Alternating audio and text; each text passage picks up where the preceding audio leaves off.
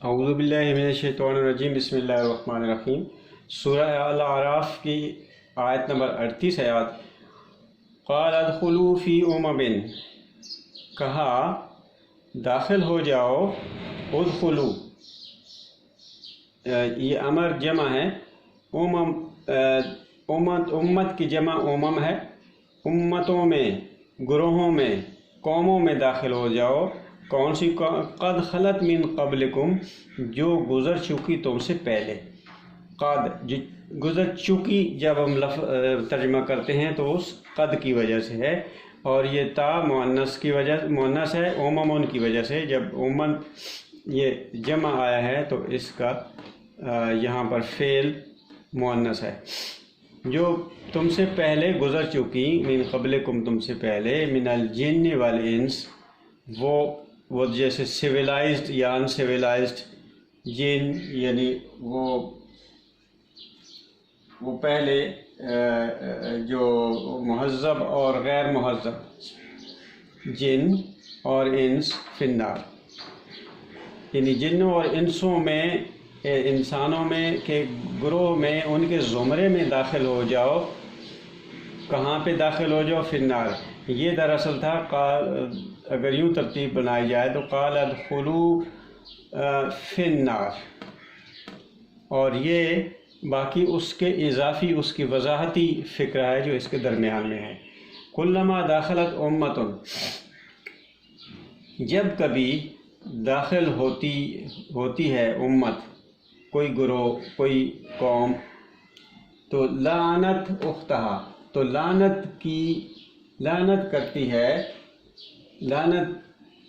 اختہا اپنی بہن پر۔ ہاں امت ان کی وجہ سے ہے، یہ مؤنث ہے، تو جب کبھی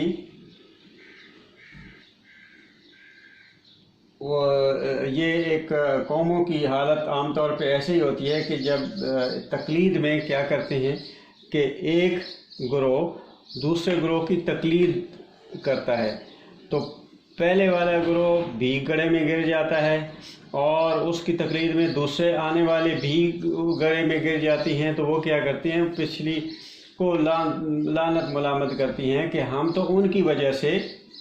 یہ گڑھے میں گر گئے، ہماری تباہی کا سبب وہ قوم ہیں جن کو ہم نے فالو کیا، جن کی پیروی کی۔ کلما داخلت، جیسے داخل ہوتی ہے کوئی قوم تو لعنت کرتی ہے اپنی بہن پر، حتیٰ یہاں تک کہ اذا دارکوا فیہا، یہاں تک کہ وہ ادراک کریں، یہاں تک کہ وہ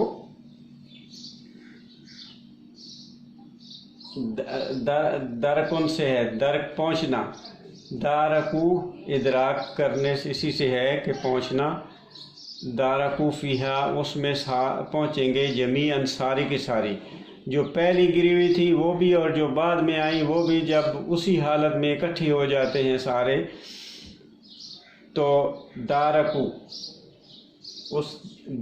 یہاں پہ معنی کریں گے گر پڑتی ہیں ساری قومیں، فیہا اس میں، جمیعاً ساری کی ساری اکٹھی،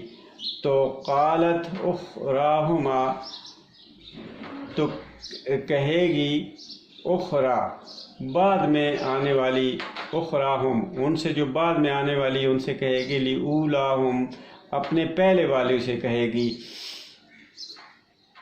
کہ ربنا اے رب ہمارے، ہاؤلائے یہ ساری کی ساری، ہاؤلائے یہ ساری کی ساری وہ جماعت ہے، یہ وہ گروہ ہے کہ اضلونا انہوں نے گمراہ کیا ہمیں، ضلال گمراہ کیا، اضلونا نون الف نا ہمیں گمراہ کیا، فآتیہم عذابا پس ان کو دے، عطیوں سے، عطیوں دے عذاب ان کو، ضعفاً دورہ، ضاد عین فے ضعف بڑھا چڑھا کے، من النار ان کو آگ کا عذاب بڑھا چڑھا کر دے۔ تو جب تو اس کی وجہ سے اس کا بھی ایسا ہی حشر، دونوں کا ایسا حشر ہو جاتا ہے جب تو اس طرح قومیں تباہی کے جہنم میں جب اکٹھی ہوتی ہیں، تاریخی اقوام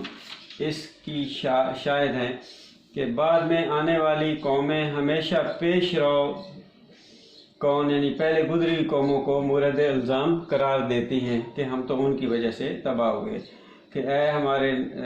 رب، ان قوموں نے ہمیں گمراہ کیا تھا، اس لیے انہیں دگنا عذاب دے،